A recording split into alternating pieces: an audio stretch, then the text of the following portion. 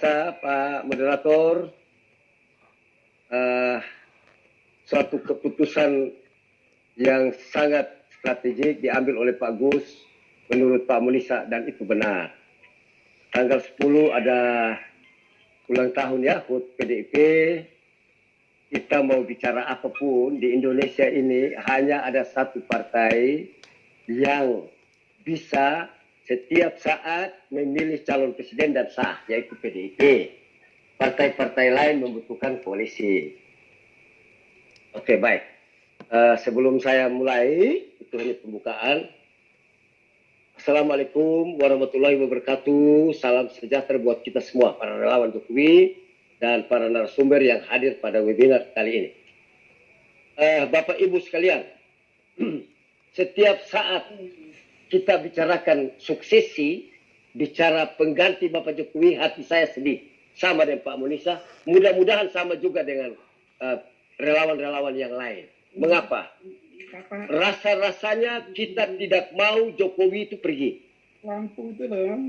Kita tidak mau. Mengapa? Karena selama ini kita belum menemukan satu pemimpin pun juga yang hebat seperti Jokowi. Tidak ada.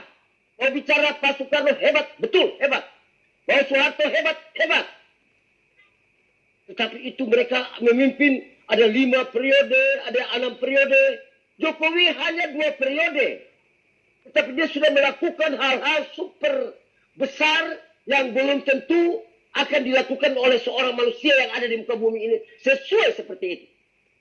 Ini kan hal luar biasa yang harus disyukuri oleh bangsa ini. Saya mau sampaikan begini. Sebelum reformasi, tahun 98, sebelum 98 bahkan. Sebelum 98, yaitu tahun 78. Tahun 78 sudah mulai awal perjuangan untuk menjatuhkan rezim yang namanya Soeharto itu. Makanya di situ muncul normalisasi kehidupan kampus. Semua kampus digeledah, tidak boleh ada ketua Dewan Mahasiswa. Apa maksudnya? Supaya mahasiswa semua apatis, lalu Soeharto tetap berjaya. 3 komponen yang bisa dihancurkan oleh Soeharto. Kalau tidak ada, dia masih tetap. Dia sudah jatuh maksud saya. ABRI dipegang. Mahasiswa. Tenaga kerja. Terakhiran muncul Megawati dan dia punya tim. Semua ini menunjukkan bahwa kekuatan-kekuatan besar muncul di saat itu agar supaya menghabisi atau mengakhiri kepemimpinan yang super otoriter ini. Lalu muncullah era reformasi setelah 20 tahun dari tahun 78. Embrionya itu. Langsung 98. Jadi tidak serta-merta tiba-tiba ada 98. Jadi buat angkatan 98 jangan terlalu besar hati. Senior-seniormu telah lebih dulu dari tahun 78 berjuang. Nah, telah diputuskan bahwa presiden hanya 2 periode. Tanpa melewati suatu kajian ilmiah yang besar, yang benar. Hanya rasa ketakutan bahwa jangan-jangan nanti ada yang seperti Soeharto lagi. Ada yang punya kekuasaan begitu banyak sehingga cenderung korup seperti ada Gium tua itu.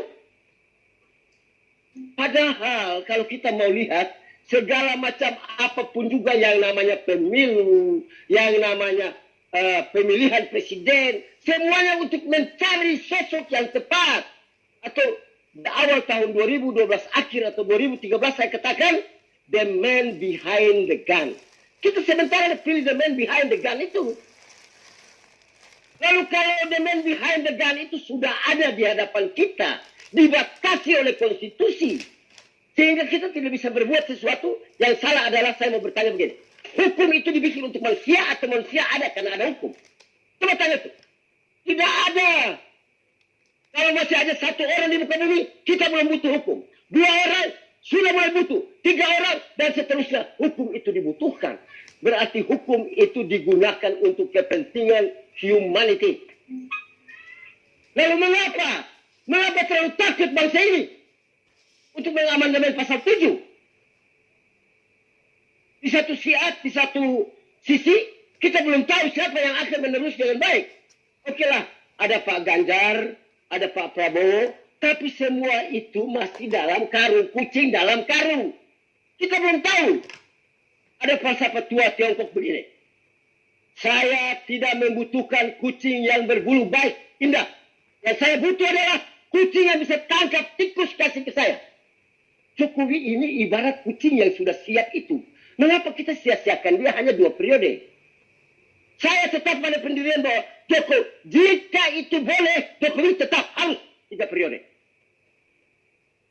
Apalagi ada kecenderungan bahwa antitesa akan muncul. Dan semua program-program besar strategis nasional yang sudah disiapkan untuk mendukung, menuju kepada developed country itu terhambat. Berdosa kita.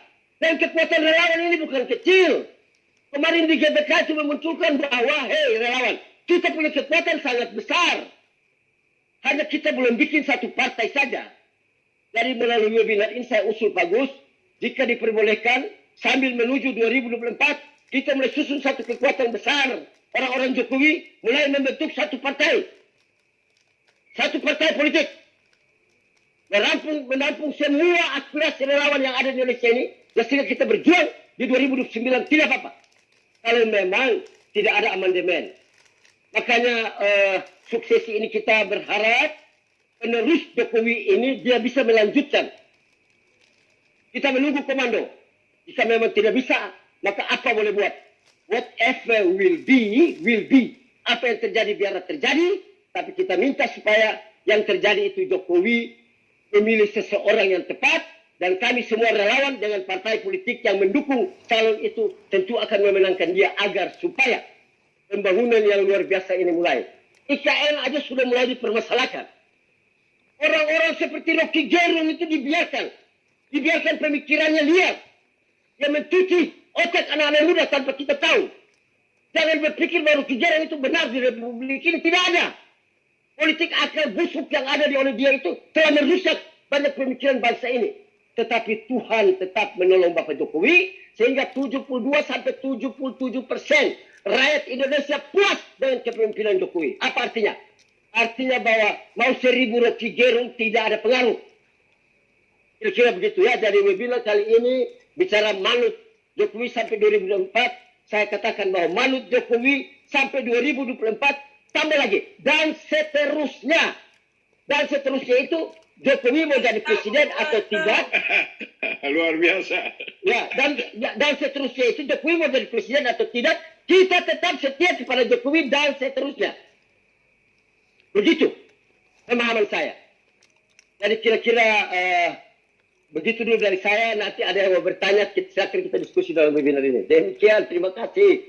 Assalamualaikum warahmatullahi wabarakatuh.